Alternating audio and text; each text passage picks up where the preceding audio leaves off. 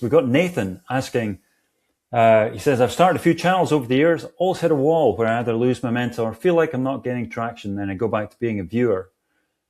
What's the one thing that made you push through that barrier? Oh, that's interesting. That's a good question. So I I almost did quit a couple times before the channel was monetized. But I think, obviously everyone's situation is different. I was, and still am, like I was very very young when this whole thing started. Like, didn't really have responsibilities. My parents were kind enough to let me stay in their place as long as I was pursuing something. So there was that comfort there. But I think it was really, I trusted what I wanted to make, and I just kind of figured, well, views and the monetary side of things will come if I keep putting my best foot forward and just keep learning. Ultimately, that's all you can do is just keep learning. And I would say getting monetized, like we talked about that, sliding doors moment of, okay, I'm going to actually pursue this. Of course, getting monetized is a big thing. Like once you see, when I saw that first, you've made $5, I was like, oh my God, I'm employed. Yeah, Like I have a job. I don't want to give this up for anything, yeah, yeah. So I think pushing as long as you can. And again, other life responsibilities come up. That's inevitable, and everyone's situation is different. But it doesn't need to be a full-time thing. Like if you just have a little bit of time every day at the end of your shift, and you want to work towards this, set some time aside, record a video. It doesn't need to be your magnum opus. It can just be something you want to get out there. And again, it's not for everyone. I don't recommend this job for everyone, but if you're truly truly passionate about it, if you really really want to make it happen, have confidence in yourself, learn, and stay modest. Stay modest and learn. And I think you can go a long way if this is meant for you. And I think you'll find out very quickly if it's meant for you or not, because it's not for everyone. Not But for yeah. everyone. Not for everyone. So another question we got from a student, which you've addressed in certain ways, but it's just a challenging question. Elliot asked, "How do you keep a consistent posting schedule?" That is the age old question. That's the funny thing. You don't. No, I'm kind You of don't. kidding, but like so some people are a lot more consistent than I am. I at one point during my peak, or what I would argue is my peak, is I was posting like every week. There would be one video every week, like clockwork, and that was very draining. Granted, it was only draining because I hold my content myself to such a high standard at this point. That I kind of made it draining for myself.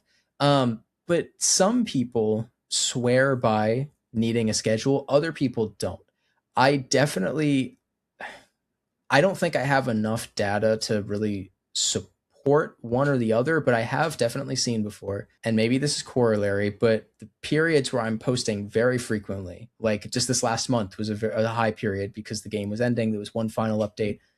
The videos start to do better because you're posting more and more and whatnot. But as far as like how you maintain that schedule, that's kind of just up to you to figure out, and it's up to you to set a quality bar for your videos that is suitable for your schedule. Like I realized 2 years ago or so that this quality bar that I'm setting is not suitable to an every week schedule. This isn't healthy. Pulling all nighters every day for a week isn't healthy.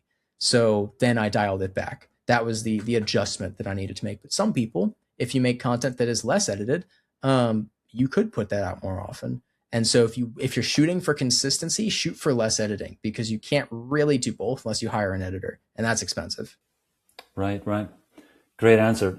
So, student Anna Rose asked a business question. She was asking about the revenue streams that a content creator like yourself could typically expect to use and how do they work. So you mentioned advertising, but what are the different kinds of revenue streams that over time the channel became associated with? Yeah, for sure. There's your AdSense, which of course is basically the YouTube paycheck. People watch your video, they play ads, you get the paycheck. Then there are sponsorships, which are a big, big, big one, because that's just an injection of money just for doing an ad. And then outside of that, there are many possible revenue streams that are you're going to kind of have to pick and choose depending on what kind of content creator you are. Some people swear by merch. I've never seen the appeal of merch. I don't think the profit margins are there with merch because it's very expensive to make. But some people swear by it. Streaming is another revenue source because when you stream, you're not only generating revenue from the live stream, and because that YouTube and Twitch will play ads on a live stream, but you're generating revenue when people watch it back as regular ad revenue. And you also, if your community donates to you via like super chats or Twitch donations, that those are little, unreliable revenue streams, but they are revenue streams. And then what was it? Oh, memberships are a big one. Like YouTube memberships, that can be very profitable for people. Patreon can be very profitable depending on the project you're doing. Um, and there are, of course, like other ones that just aren't applicable to me that I wouldn't know about. But you have to start getting creative sometimes. You have to really start looking at, okay, how can I get a little more money out of this while not sacrificing the content? But there are definitely avenues to look at. There's a final question from our producer, Jess, which is the question on our minds, I think. Do you think you'll eventually find yourself creating an OG animation outside of the Destiny franchise? Oh, that's a question. I probably, maybe, I don't know. We actually talked a little bit about that.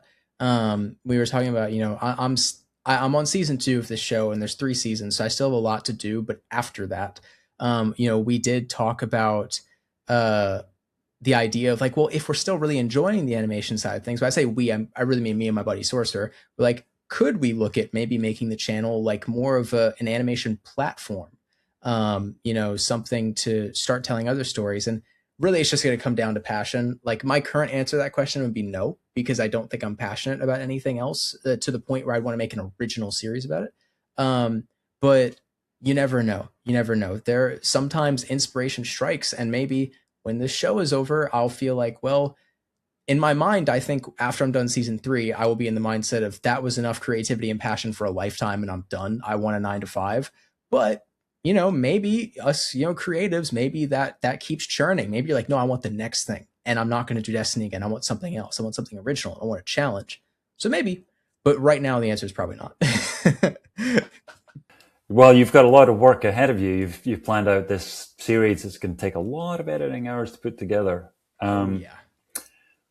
And that's maybe one of the themes. If you're going to follow your passion, you got to be prepared to put a lot of hours into it. And you probably wouldn't want to do anything you weren't passionate about. And I think like a good like footnote to add to that would be like some people will use the verbiage like I'm gonna manifest 1 million subscribers. I'm gonna make it here because this is like my goal. And I think setting that goal is fantastic. But ultimately, I think it's really important to go into content creation with your expectations low. Stay modest, and the only thing you can really control is what you do. And I think it's good to have goals, but it's good to ultimately don't expect anyone else to do anything for you. Don't expect anyone else to watch your stuff. Just expect yourself to do as good as you can and have confidence that you're going to make good stuff.